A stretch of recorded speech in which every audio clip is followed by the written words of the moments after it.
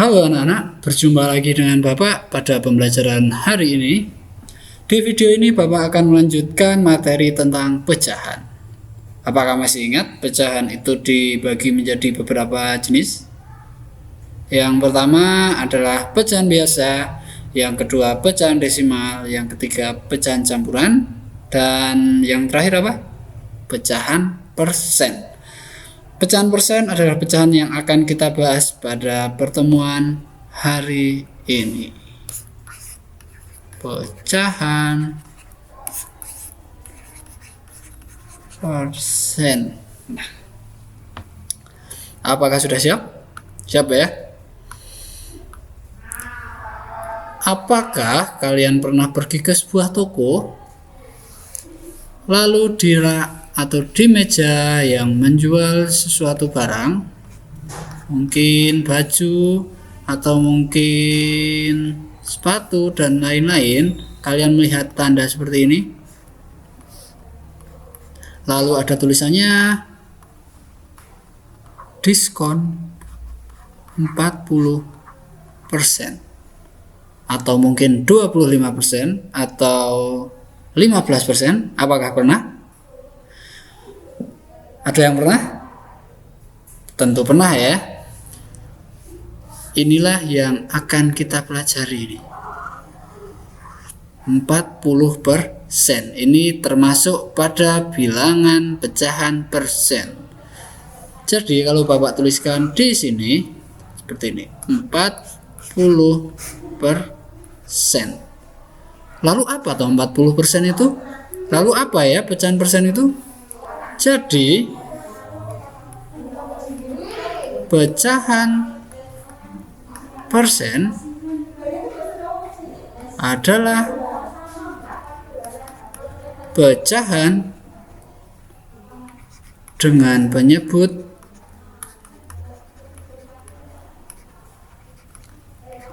seratus. Nih ingat-ingat.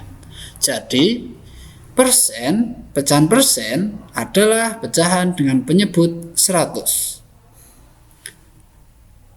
Oke, Bapak ulangi lagi. Pecahan persen adalah pecahan dengan penyebut 100. Kok bisa ya penyebutnya 100?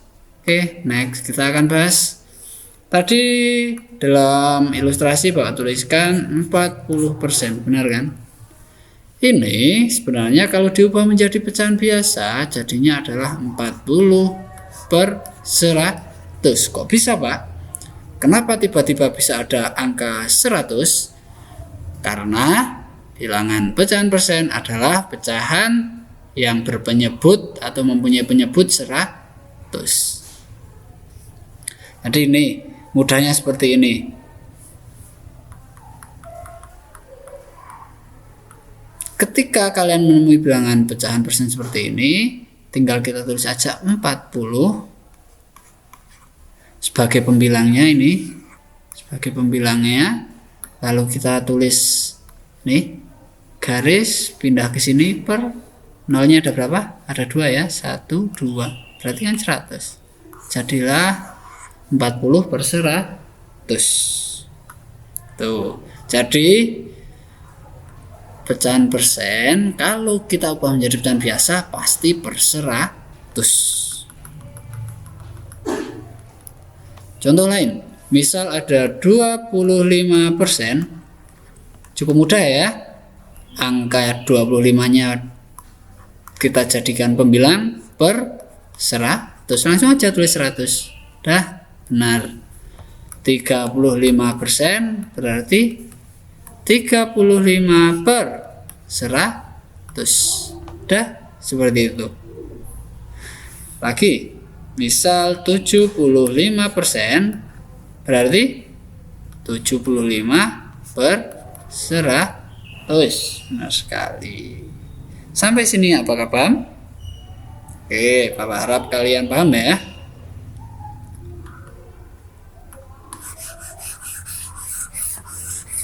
Misalnya ada 150%, apakah ada yang tahu berapa? Sama saja, tinggal 150/100.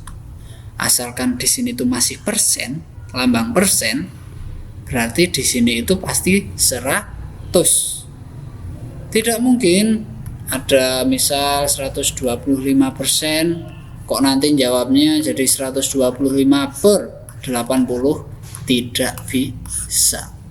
Karena di sini adalah lambang persen. Sampai sini apakah paham? Paham ya? Oke. Lanjut lagi. Sekarang bagaimana cara mengubah dari pecahan biasa menjadi pecahan persen? Contohnya ada 20/100. Ini kalau diubah menjadi persen berapa ya jadinya? Ingat-ingat baik-baik. Apa yang disebut dengan pecahan persen? Pecahan yang penyebutnya adalah 100. Ingat itu. Sekarang kita cek penyebutnya. Apakah di sini sudah 100? Sudah. Berarti kalau sudah tinggal kita tulis seperti ini. Tinggal kita tulis 20. 100-nya ini kita ubah menjadi lambang persen. Udah 20%. Contoh lain lagi, misal 10/100. Apakah sudah 100 penyebutnya? Sudah. Berarti bisa tinggal kita tulis pembilang, kita tulis di depan. Lalu angka 100 ini kita ubah menjadi lambang persen. Lagi misalnya ada 75/100, berarti jadinya berapa? 75%. Kalau ada 200/100, cek dulu penyebutnya apakah 100. Kalau 100 berarti tinggal tulis 200%. Sudah seperti itu. Sampai sini paham? Oke. Lalu semisal ada 25/50, kalian harus mengubah ini menjadi persen. Bagaimana caranya? 25%. Apakah seperti itu? Salah. Belum benar kalau seperti ini. Karena apa? Kita kelupaan. Kita harus cek dulu. Apakah penyebutnya sudah 100? Nih, 100 belum nih? Belum kan? Berapa itu yang tertulis? 50. Berarti tidak bisa langsung kita ubah menjadi seperti ini. Nanti bisa-bisa salah. Yang benar adalah kita harus menentukan dulu. 50 ini harusnya kan kalau persen 100 bukan 50. Berarti 50 ini harus jadi 100, harus per 100. Berarti 50 biar jadi 100 itu diapakan? Dan ingat, untuk mengubah pecahan persen menjadi pecahan biasa atau sebaliknya itu kemungkinannya hanya dua, dikali atau dibagi. 50/100 itu kira-kira semakin banyak apa semakin sedikit? Kalau semakin banyak berarti pasti dikali, kalau semakin sedikit pasti dibagi. 50/100 semakin banyak berarti dikali. Kali berapa kira-kira? Ayo, pastinya berapa? Dikali 2. Benar, 50 kali 2 sama dengan 100. Kalau sudah ketemu ini, udah ketemu pengalinya, berarti tinggal kita cari pembilangnya. Ketika penyebut dikali 2, pembilang juga harus dikali 2. Kalau tidak bisa-bisa iri nanti. Berarti ini kita pindah ke sini, tapi sebelumnya harus dikali 2. 25 kali 2 berarti 50. Sama dengan berapa persen? 50%. Mantap. Lagi ya.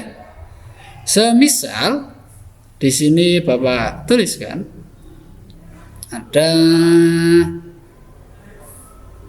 kita hapus dulu. Ada contoh lagi, semisal 30/25. Nah, nih. Ingat, kalau persen itu pasti harus per 100.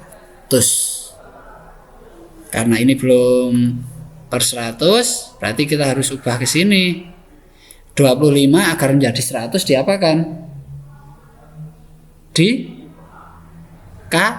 karena semakin besar. Dikali berapa? Kali 4 ya. Begitupun dengan yang atas. Harus dikali 4. 30 kali 4 120. Sekarang udah per 100, tinggal kita tulis 120%. Paham? Paham ya? Satu lagi contohnya. Misal ada 50 per 200. Nah nih, lu kok banyak sekarang ya? Padahal kita harus mengubahnya menjadi 100. Tidak masalah, seperti yang tadi Bapak sampaikan, antara dikali atau dibagi. Kalau tambah banyak berarti dikali, semakin sedikit berarti dibagi. Berarti 200 ke 100 ini diapakan? Pasti dibagi. 200 biar jadi 100 dibagi berapa ya? Dibagi 2. Benar. Kalau udah ketemu 2 bagi 2, berarti yang atas juga harus dibagi 2. Jawabannya berapa nih? 25. Sama dengan 25%. Mantap. Sampai sini apakah paham? Bapak harap paham ya. Sekarang Bapak buatkan soal latihan untuk kalian. Ada 2 jenis soal latihan. Yang pertama adalah dari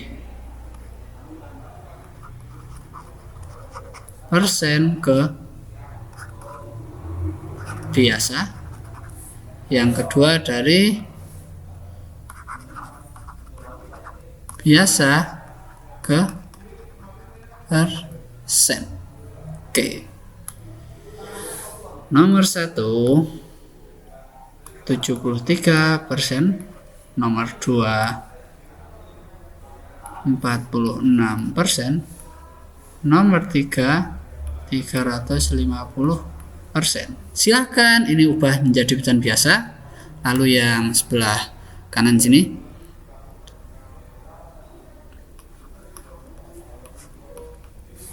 lupa nomornya Bapak. Nomor 1 24/100, nomor 2 30 per